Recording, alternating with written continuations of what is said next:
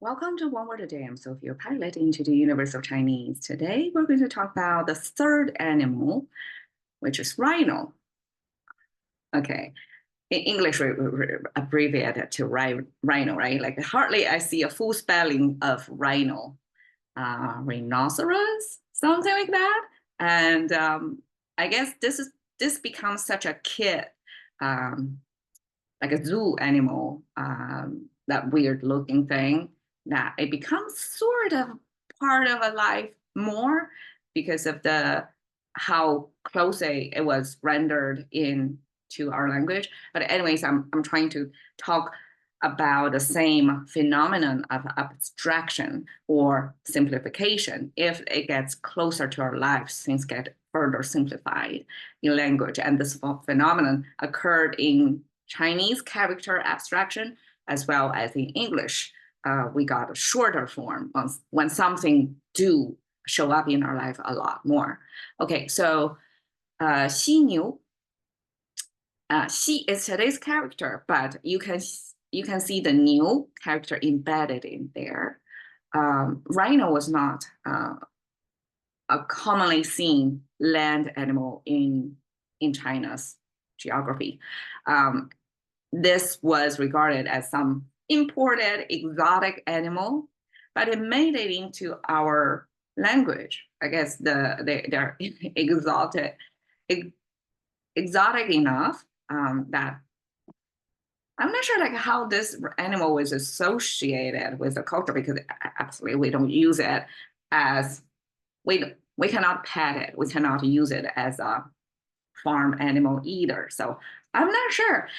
But okay, the only thing culturally I got encounter with xinyu a lot is we use the horn of the rhino and make that horn into either Chinese medicine, ground it into powder form, or made it into a comb. Supposedly, it can help your circulation on your scalp.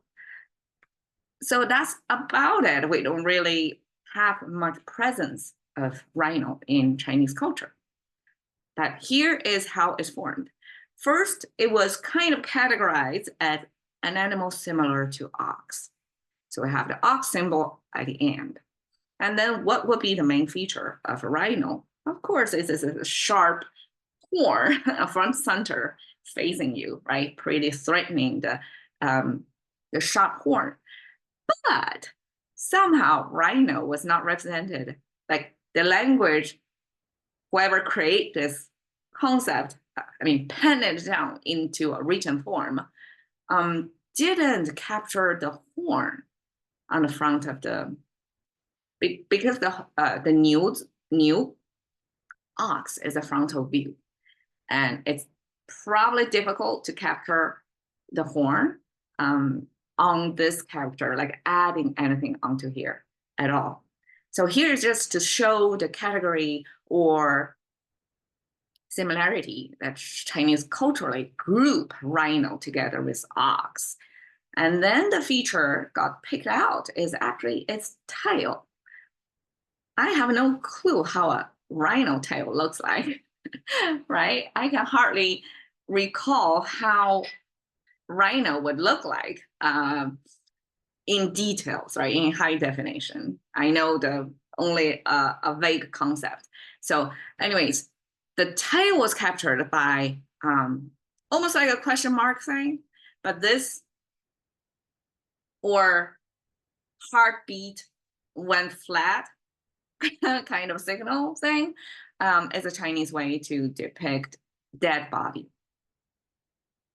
In different occasions, we saw this part component, that dead body can be animals or humans. We have several concepts created with it.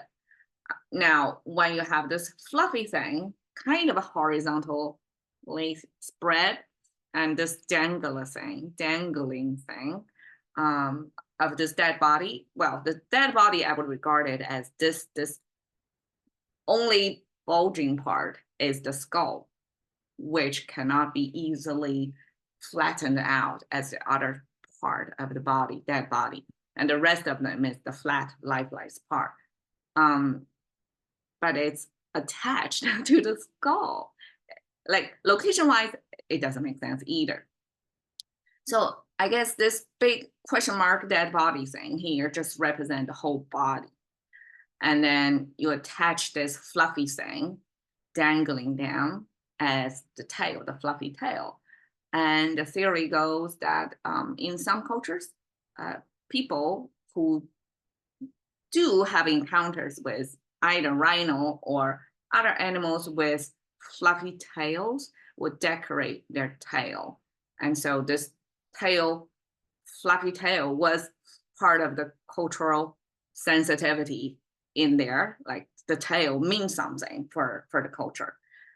So this tail plus the ox then made up the rhino, which to my previous standard of capturing or extracting the main feature of the animal without going into too, it's a dimensional reduction without going into all areas. So here they chose the tail to represent that as a special type of ox-looking thing with a special tail. Okay, the only expression besides that it's made into Chinese medicine and used as a comb, here, 犀利 means sharp. And I guess it came from that sharp horn from the rhino. You don't want to mess up with that, right? And that's how sharp was perceived in Chinese culture by representing like this rhino's main feature is how sharp the horn is. And I doubt how many people in ancient society without a TV, without a book yet, like how many of them actually get to see a rhino and appreciate that the sharp came from the horn.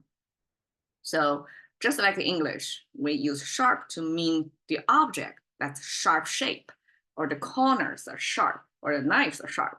And we can use it as well as mentally quick response type of sharp. So over here, 犀利 can be used in both on mind or on knife, just like English over there. So 犀牛, rhino, there you go. Thank you for your time. See you another day.